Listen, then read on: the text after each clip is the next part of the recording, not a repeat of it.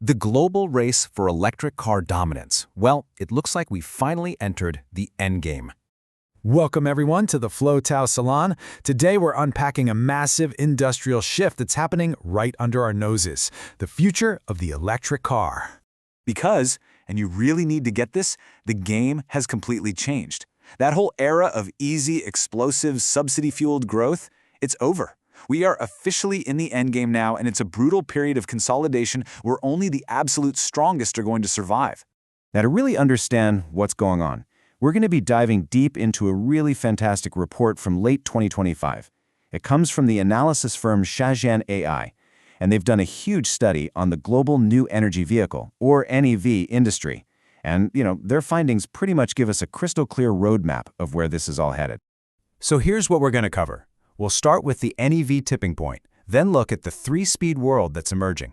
After that, we'll dive into the tech arms race, witness the great shakeout, and wrap it all up with 3 key takeaways you won't want to miss. All right, first up, the tipping point. This is huge. The entire foundation of the market has flipped from being a policy push to a product pull. Think about it. For years, the main reason most people even considered an electric car was because of government subsidies and regulations, right? Well, not anymore. And this is the critical point. We've shot past the moment where governments have to convince us. Now, people are actively choosing electric because the cars themselves, the range, the tech, the sheer performance are just flat out better. And if you want proof, here it is. In November of 2025, China, the biggest car market on the planet, hit this historic milestone. For the very first time, more than 50% of all monthly car sales were new energy vehicles. This isn't a niche anymore, folks. This is mass adoption, and it is happening way faster than anyone thought possible. But here's the catch.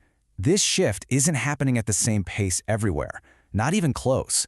Which brings us to our second section and this idea of a 3-speed world, where the global market is basically splitting into 3 very different parallel universes. So take a look at this chart. What's so fascinating is how clearly you can see the gap widening. Now, this data is a little older, from back in 2021, but it already showed the trend. Today, that split is it's even more extreme. You've got China on this insane exponential curve, Europe on a steady but much slower climb, and then the rest of the world, including the US, on a much, much flatter path. So why the massive difference? Well, it really comes down to 3 unique playbooks. In China, it's all supply-driven. They didn't just subsidize cars, they built the entire supply chain, from batteries to assembly lines, and then blanketed the country with charging infrastructure. The result? That incredible 52% penetration rate. Europe, on the other hand, is policy-constrained. They're using the stick, not the carrot. Things like strict carbon tariffs and hard deadlines, like the 2035 ban on new gas cars, to literally force the transition. And then you have the USA, which is geopolitically oriented. Their big policy, the Inflation Reduction Act, is actually less about getting everyone into an EV tomorrow and more about building a domestic supply chain that isn't reliant on China, using tax credits that are tied to local manufacturing. And this regional split, of course, has a huge impact on the technology itself. That leads us right into our third section, the tech arms race. And this war is being fought on 2 main fronts, the batteries that power the cars and the brains that drive them. In the world of batteries, you've got this big showdown between 2 chemistries. In one corner, you have LFP batteries. They're cheaper, way safer, and they last longer, which is exactly why they completely dominate the mainstream market in China. In the other corner, you have NCM batteries. Now these pack a bigger punch. More energy density means longer range, and that's made them the traditional favorite for premium brands in Europe and the US. But with costs soaring and safety being a huge deal, suddenly everyone is taking a much closer look at LFP. The other massive battle is for the car's brain. I'm talking about intelligent driving. And the holy grail right now is something called City NOA, which stands for Navigate on Autopilot. We're not just talking about fancy cruise control on the highway here. No. This is the car handling messy, complex city streets, intersections, traffic lights, pedestrians, all by itself. It's a total game changer. And wow, is the competition fierce. Just look at this table. You can see the completely different philosophies at play. Tesla, famously, is betting everything on a pure vision system using only cameras, no pricey HD maps. But their Chinese rivals like Huawei and XPeng are taking a fusion approach, combining cameras with LiDAR for extra safety and redundancy. And just look at those average takeover distances. That's how far the car drives in a city before a human has to step in. They are all practically neck and neck, pushing the tech forward at a dizzying speed. So what happens when you have this level of insane competition in both technology and sales? Well, you get what's coming in our fourth section, the Great Shakeout. The party is officially over, and believe me, not everyone is going home a winner. Just let this number sink in for a second. Between 2023 and 2025, more than 47 electric vehicle startups have either gone bankrupt, been shut down, or were bought out for parts. The market is consolidating with ruthless efficiency.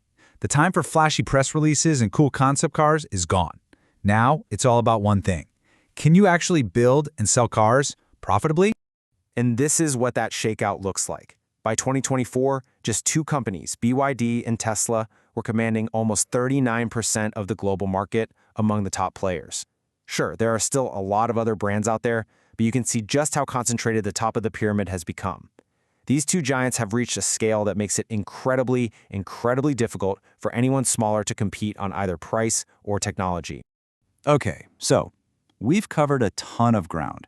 Let's pull back for a second and really nail down the big picture with 3 key takeaways from the Xianjian AI report.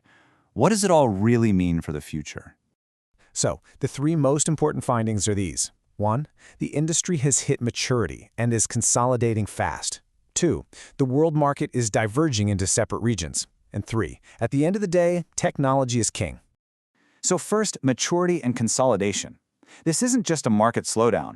It is a fundamental rewriting of the rules of the game. The era of easy money and chasing growth at any cost is finished. The new rule is simple: survival of the fittest. And fittest now means offering a truly great product with a business model that, actually makes money. Second, that regional divergence. This is so critical. The very idea of a single global EV market is basically obsolete now. What we really have are 3 parallel races, each with its own playbook, its own rules, and its own winners. The new rule for any car company out there is that a one-size-fits-all global strategy is a recipe for absolute failure. You have to master these unique ecosystems, where you're going to find yourself locked down. And finally, tech is king. In this new, much tougher world, technology is the ultimate decider of who wins and who loses. The new rule is that long-term dominance isn't going to come from government protection or slick marketing. Nope. It will be forged in the lab, by the companies who can solve the incredibly complex puzzles of battery chemistry and deliver truly intelligent, autonomous driving that people actually trust. Which leaves us with one last big question to chew on. As we head into this new era, what's going to matter more in the end? Having the absolute best technology or having the powerful, politically motivated backing of a national government? The answer to that is going to shape not just the cars we drive, but the entire global balance of power for decades to come. Thanks for joining us at the Salon.